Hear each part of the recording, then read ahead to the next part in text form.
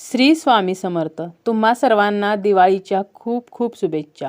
तुमच्या मनातील सर्व चांगल्या इच्छा स्वामी महाराज पूर्ण करोत हीच स्वामींच्या चरणी प्रार्थना करते आणि आजच्या व्हिडिओला सुरुवात करते. आजच्या व्हिडिओमध्ये मी तुम्हाला 3 दिवसांची एक सेवा सांगणार आहे. त्यासोबतच अजून एक उपाय सांगणार आहे जो आपल्याला धनत्रयोदशीच्या दिवसापासून करायचा आहे.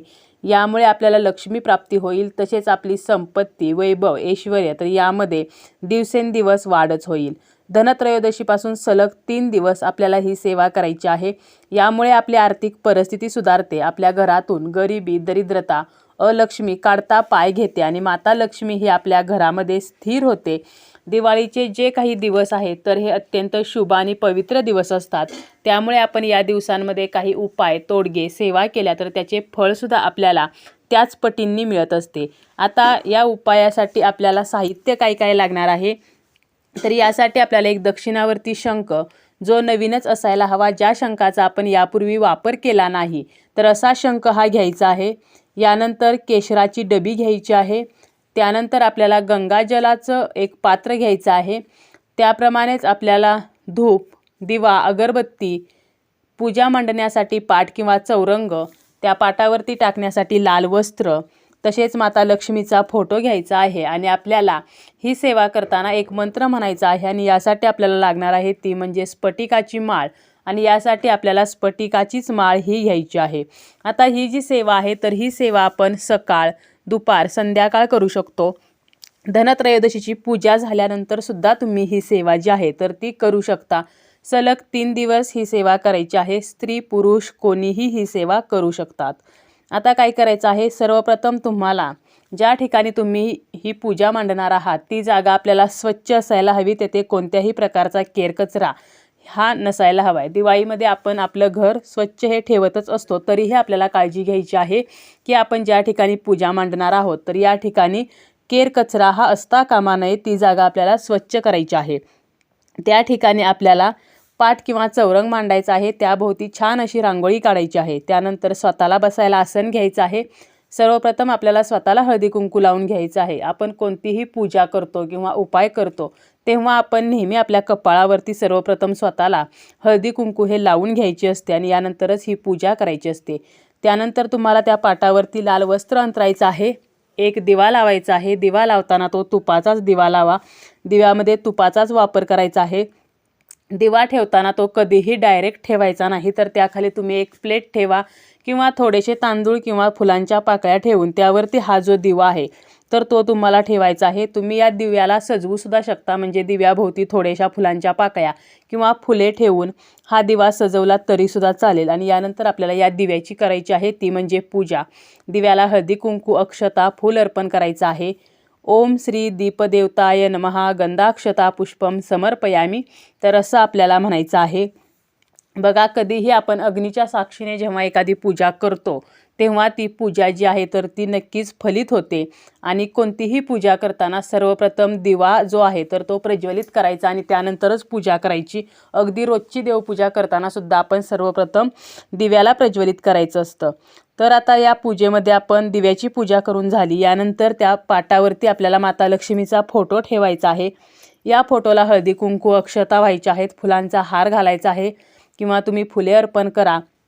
यामध्ये तुम्हाला जर गुलाबाची फुले मिळाली तर अतिशय उत्तम. एक तरी गुलाबाचं फूल तुम्ही या माता लक्ष्मीच्या फोटोला अर्पण करायचं आहे.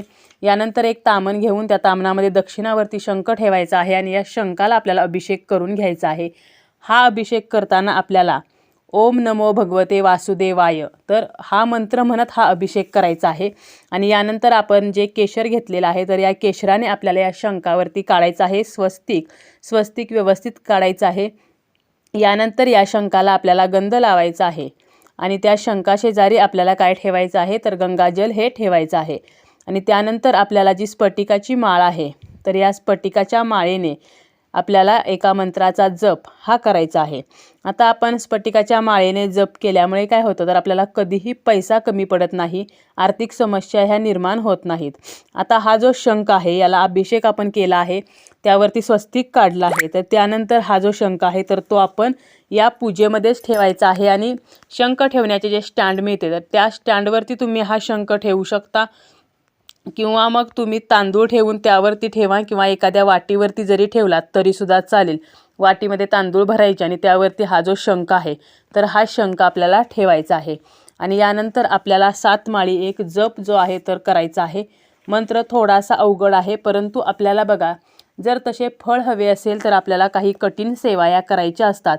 आता हा मंत्र असा आहे, ओम ह्रीं ह्रीं ह्रीं महालक्ष्मी धनदा लक्ष्मी कुबेराय मम गृह स्थिरो ह्रीं ओम नमः. मंत्र पुन्हा सांगते, ओम ह्रीं ह्रीं ह्रीं महालक्ष्मी धनदा लक्ष्मी कुबेराय मम गृह स्थिरो ह्रीं ओम नमः. तर या मंत्राचा आपल्याला 7 माळी जप करायचा आहे. तुम्हाला शक्य असेल तर तुम्ही 11 माळी जप जर केला तरीसुद्धा अतिशय चांगला आहे, परंतु निदान किमान आपल्याला 7 माळी जप हा करायचाच आहे. आणि ही जी पूजा आहे तर ती आपल्याला सलग 3 दिवस करायची आहे. पहिल्या दिवशी तुम्ही पाठ मांडल्यावर तुम्ही तो पाठ तसाच ठेवलात तरीसुद्धा चालेल, किंवा तुम्ही रोज पूजा जी आहे तर ती मांडू शकता. आणि रोज आपल्याला माता लक्ष्मीला हळदी कुंकू फूल अक्षता अर्पण करायचे आहेत. आणि आपल्याला शंखाला सुद्धा रोज अभिषेक करायचा आहे आणि त्या शंखाची सुद्धा आपल्याला रोज पूजाही करून घ्यायची आहे. आणि 3 दिवस झाल्यानंतर हा जो शंख आहे तर हा शंख आपल्याला लाल रेशमी कपड्यामध्ये गुंडाळायचा आहे, बांधायचा आहे आणि तो आपल्या तिजोरीमध्ये ठेवायचा आहे. किंवा तुम्ही तुमच्या देवघरामध्ये तसाच कपड्यात गुंडाळून जरी शंख ठेवलात तरीही चालेल. हा शंख ठेवताना तो रिकामा न ठेवता त्यामध्ये आपल्याला अक्षता भरून तो ठेवायचा आहे. शंख हा कधीही मोकळा ठेवायचा नाही. तर अशा प्रकारे 10 नोव्हेंबर, 11 नोव्हेंबर आणि 12 नोव्हेंबर असे 3 दिवस ही सेवा करायची आहे. 12 नोव्हेंबरला आहे लक्ष्मीपूजन. तर लक्ष्मीपूजनाची सुद्धा तुमची गडबड असणार आहे, त्यामुळे लक्ष्मीपूजन तुम्ही करण्याअगोदरच ही सेवा तुम्ही करून तो शंख तुम्ही गुंडाळून तिजोरीमध्ये ठेवू शकता. आता यासोबतच अजून दुसरा एक साधा आणि सोपा उपाय सांगते. धनत्रयोदशीपासून ते आपण दिवाळी पाडव्यापर्यंत किंवा भाऊबीजेपर्यंत हा उपाय करू शकतो. सकाळी लवकर उठायचं आहे, ब्रह्ममुहूर्तावरती हा उपाय आपल्याला करायचा आहे. म्हणजे सकाळी 5-5:30च्या दरम्यान आपल्याला हा उपाय करायचा आहे. सकाळी लवकर उठून स्नान करून पिवळे वस्त्र आपल्याला परिधान करायचे आहेत. कपडे आपल्याला घालताना ते पिवळ्या रंगाचेच घालायचे आहेत. आणि त्यानंतर तुम्हाला स्वतःला हळदी कुंकू लावून घ्यायचं आहे, बसायला आसन घ्यायचं आहे, तुम्हाला तुमच्या देवघरासमोर बसायचं आहे. आणि स्फटिकाच्या माळेवर तुम्हाला माता लक्ष्मीचा जो मंत्र तुम्हाला येतो तर त्या मंत्राचा जप हा आपल्याला 2 माळी करायचा आहे. ओम श्री महालक्ष्मी नमः, ओम श्री महालक्ष्मी नमः. तर या मंत्राचा सुद्धा तुम्ही जप करू शकता किंवा तुम्ही 9 मंत्राचा सुद्धा जप करू शकता.